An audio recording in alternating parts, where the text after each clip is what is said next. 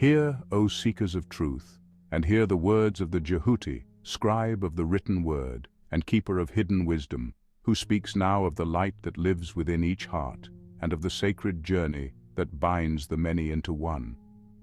Take heed, for the lesson is layered as stone upon stone, as fire to fire, each word a spark that may yet ignite greater understanding.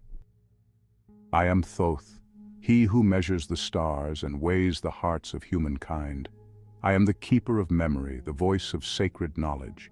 In my words I deliver to you a truth, a wisdom deep as the ancient Nile, and constant as the light of Ra. What I tell you now is no simple tale, but a teaching woven into the fabric of life.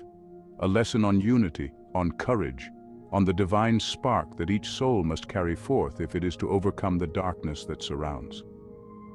In days long past, in a land divided by towering mountains and deep-cut valleys, people were bound to their homes, separated by fear as much as by the land itself. Each village kindled its own flame, a small light that held back the chill, though only just.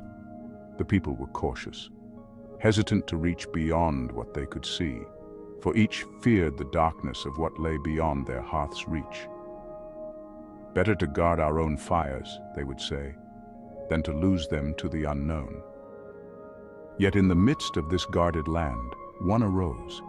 Sula, a woman humble and unremarkable in strength or swiftness, yet set apart by the fire within her heart. For Sula had faced illness and returned from its depths. In this return, she had glimpsed a truth that most had forgotten. A single flame may warm, but it cannot transform.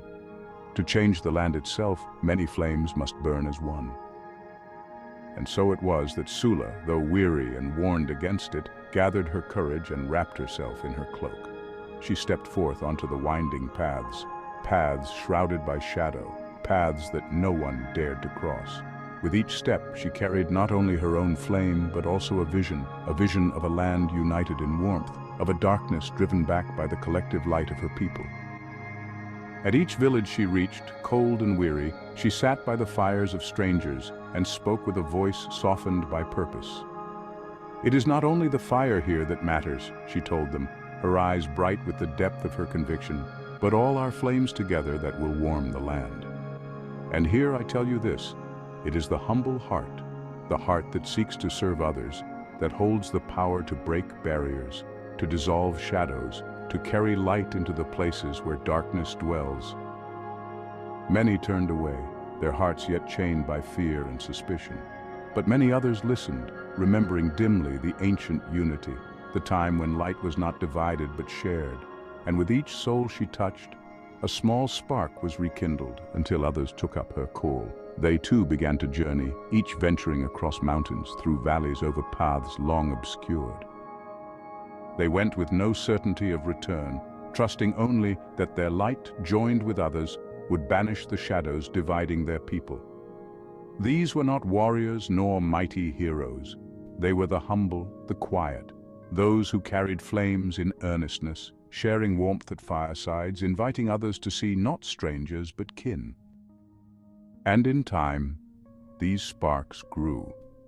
Some journeyed farther than Sula herself, traveling into unknown lands, carrying not only flame, but the faith that even the darkest night could be overcome by light freely given and humbly received.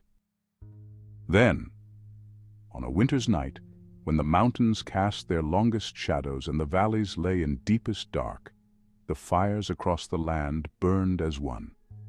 The light was so bright that even the farthest villages could see it glowing on the horizon, a dawn of possibility, a vision of what could be.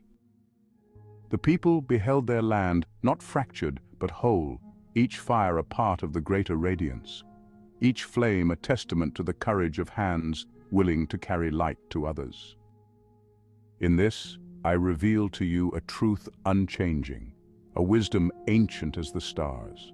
A single flame may warm a room, but it takes many flames to illuminate a nation. It is not in the strength of one, but in the humble courage of many that true unity is born. The power to transform is not held in a solitary flame, but in the shared light of souls willing to journey beyond themselves, beyond comfort, beyond the narrow bounds of their own hearth. So remember this teaching. Unity lies not in might nor in grand deeds, but in the quiet hands that carry their light across the valleys of division, into the darkness of another's need. Let each heart be a willing bearer of warmth, each soul a keeper of light, that the whole land may glow, united in the sacred flame of kinship. This is the truth I give you, for it is written in the stars, as it is now inscribed upon your hearts. May you carry it forth, that shadows may yield to the divine light born of shared purpose, and that unity may be the legacy of all who journey together.